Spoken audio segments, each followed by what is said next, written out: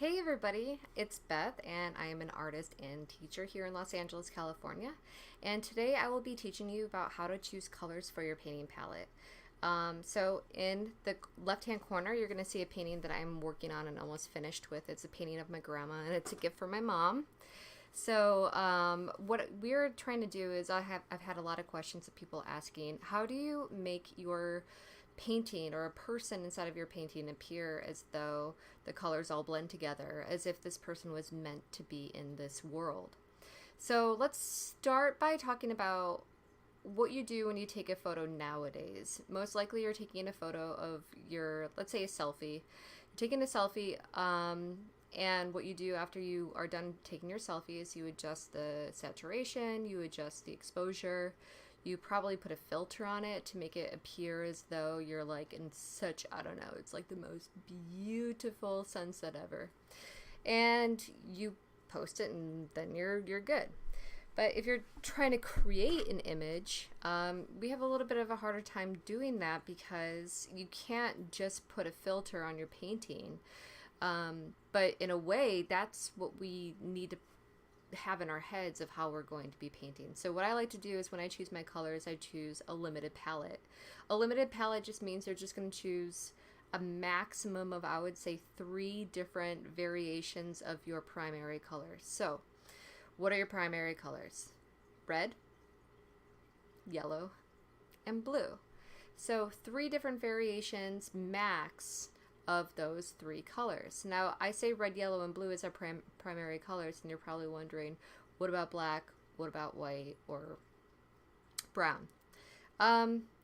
So when I teach my kids at school, black and white are, let's call them shades. Black, white, and gray are shades. And the thing I like about black and white and gray is that they don't actually change the color that you have mixed. All they do is they make it darker, they make it lighter, or it just dulls it a little bit. And so let's take an example. Let's say you take cobalt blue and Hansa yellow, okay?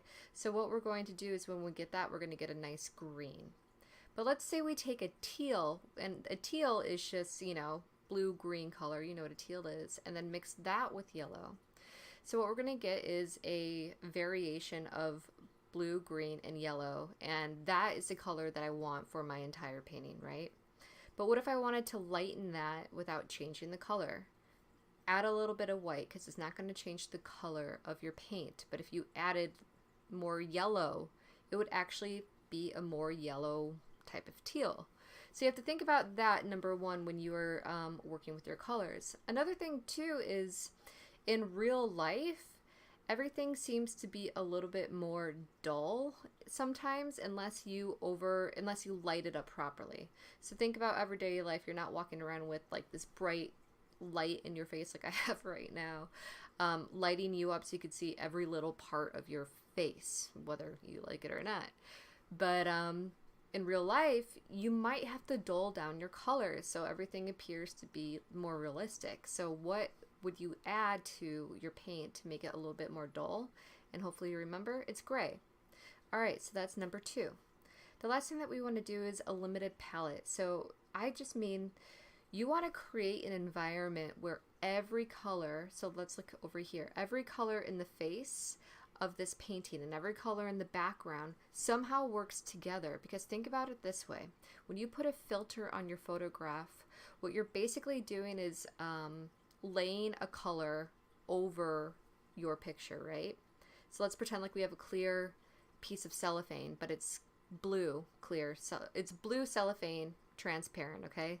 And you lay blue cellophane over your face. So if I had blue cellophane over my face, it would still look like my face. It would just be a shade of blue.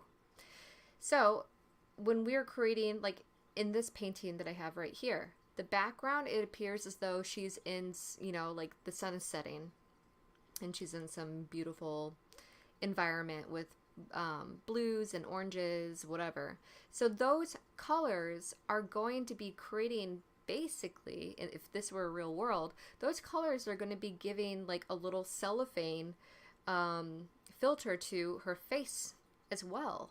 So all the colors that you're using in the background must be used in the foreground in your subject, in your person. So think about this when you are creating your palette, okay? So actual colors that I personally like to use, well, I like to use a little bit of a variation. So here, I'll show you. So here's what I'm working with for this painting right now. As you can see, I have I do have 4 different kinds of blue, and I said 3 max, but I'm pretty sure, if I can zoom in, this one I'm not using very much at all. I'm using my Cerulean, it looks like Ultramarine and Prussian Blue, Hansa Yellow, that looks like Indian Yellow, that's Cadmium, that is, what is that, Naples.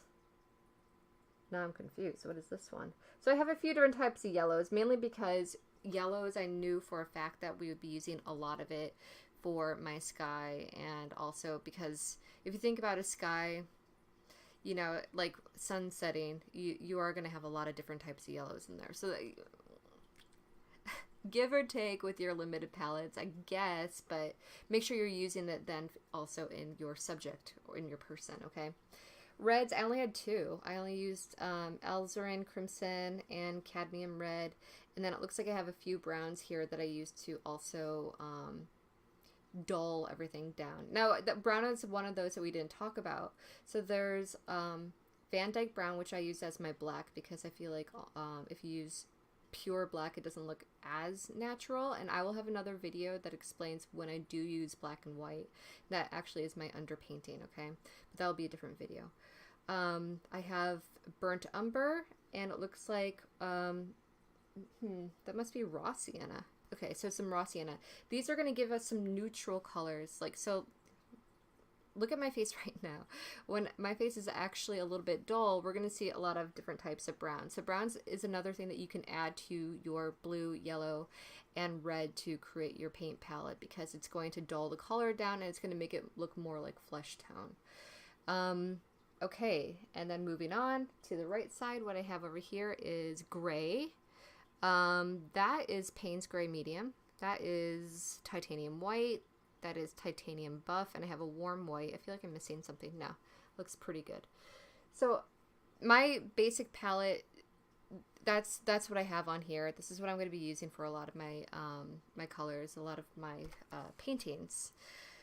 So I'm going to stop this video now, because I think what I'm going to do is do a separate video for mixing flesh tone, and you can mix all of your flesh tone based on the colors I just told you, and I will also make sure that I list the colors that I just told you in the link below. So this is pretty much my first YouTube video that I will be submitting, or Patreon YouTube. This will probably be one for everybody to get started on.